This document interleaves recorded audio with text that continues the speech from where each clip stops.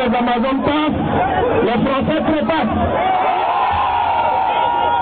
Quand on dit qu'une femme montre son codio, nous les Africains, nous les enfants, nous vos enfants, on sait ce que ça veut dire. Donc nous venons donner un message aux Français. On leur dit, si ne savent pas qui vient nous donner, ça veut dire que c'est le début de la fin. C'est le début de la fin pour eux, c'est le début de la fin pour Alassane Dramane Ouattara. Je suis venu vous donner de bonnes nouvelles. Ça chauffe là-bas. Ça fait passer. C'est pas vraiment en l'air. Parce que quand quelqu'un vient à la télé,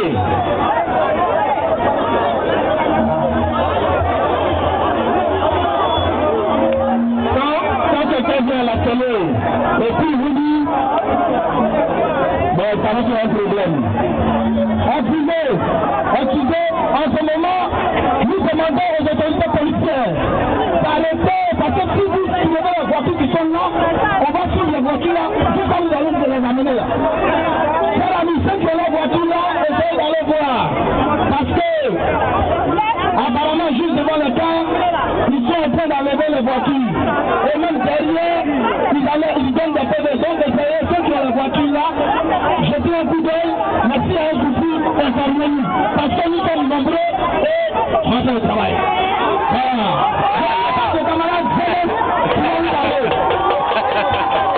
Merci.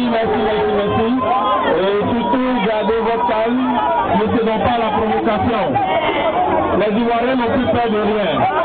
On a entendu les hélicoptères, on a entendu les missiles, on a entendu la bombe, on a entendu les dividendes. Et on est passé pour continuer ce combat. Mais rien ne peut nous faire peur. Voilà, je vous dis que un peu à 10 ans, ça va mal se passer. Ça va mal se passer parce qu'ils sont venus faire un marché en Côte d'Ivoire. Et dans ce marché, il y en a qui ont mangé plus que d'autres. On ne peut pas en dire plus, mais nous disons que le combat est en train de bouger, les luttes sont en train de bouger. Quand vous êtes là dans la vie, vous avez l'impression que rien ne se passe. Mais en bas, ça bouge. Et Dramane Ouattara, nous pouvons vous confirmer que là où il dit qu'il dort, c'est pas là-bas il dort. Je le confirme parce que je le sais. Et nous savons où il dort. Et on sait où Soro dort. Parce que la nuit, il y en a beaucoup d'entre qui viennent nous voir pour dire on n'a qu'à s'associer et puis on fait partie de aussi. Vous allez tous partir ensemble. On va tous aller jusqu'à Saint-Louis.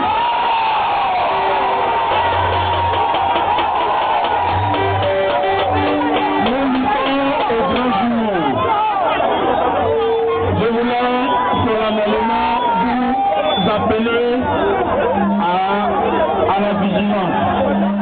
Nous allons entrer dans un moment de la lutte qui va devenir très difficile et très dangereux.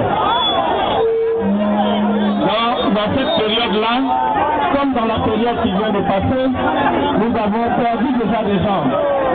Nous pouvons aussi en faire d'autres. Mais vous devez savoir que même si parmi nous certains tombent, comme le président l'a dit, on doit enjamber l'effort et continuer. Nous allons entrer dans une phase très dure. Et pour que les choses se passent comme le plan de Dieu l'a voulu, vous avez une partition à jouer. Cette partition, c'est d'abord celle de l'unité. Dorénavant, lorsqu'il y a une manifestation qui doit se faire, il faut que toutes les associations se mettent ensemble pour l'organiser. Vous devez vous ranger derrière vos différents leaders pour que vous travaillez ensemble. C'est le secret de la réussite de notre combat à venir. Et c'est le message que nos camarades qui sont en exil au Ghana, qui sont en train de s'organiser dans le combat démocratique, sont une charge de vous dire. Tout le monde sait où ils sont. Donc il n'y a pas de problème. Donc, il faut nous mettre sur vous, tous ceux qui sont dehors, qui sont sur vous. C'est pour ça que le deuxième point de mon intervention va attirer votre attention sur l'apport que vous pouvez faire. Je sais que depuis le début de cette lutte, il y a beaucoup d'efforts qui ont été faits au niveau financier, au niveau matériel. Nous voulons vous remercier déjà pour ce que vous avez fait. Mais on aura besoin de soutien, on aura besoin d'aide et il faudra que vous vous apprêtiez parce qu'il y aura une organisation qui sera mise en place par les différentes organisations pour que au niveau européen, les moyens soient mutualisés, les moyens soient mis ensemble pour que ça ait un effet parce que nos frères souffrent. Ils souffrent et ils ont besoin de nous. Donc il faut aussi rester à l'écoute de ce mot d'ordre. On avait parlé de l'opération 100 000 résistants. Donc chacun doit payer 50 €. Bientôt cette opération va commencer dans chaque pays.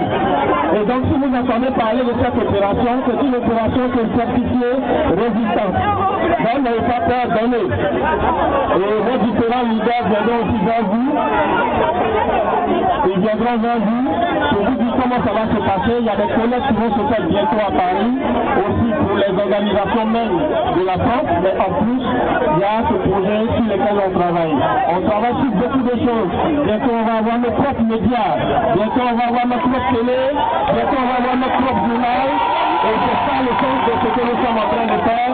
Ce sont les quelques bonnes nouvelles que j'étais venu vous annoncer. Pour vous dire qu'il ne faut pas vous décourager. Et surtout que nous allons libérer la Côte d'Ivoire bientôt et même beaucoup plus tôt que nous le croyons. Restons unis.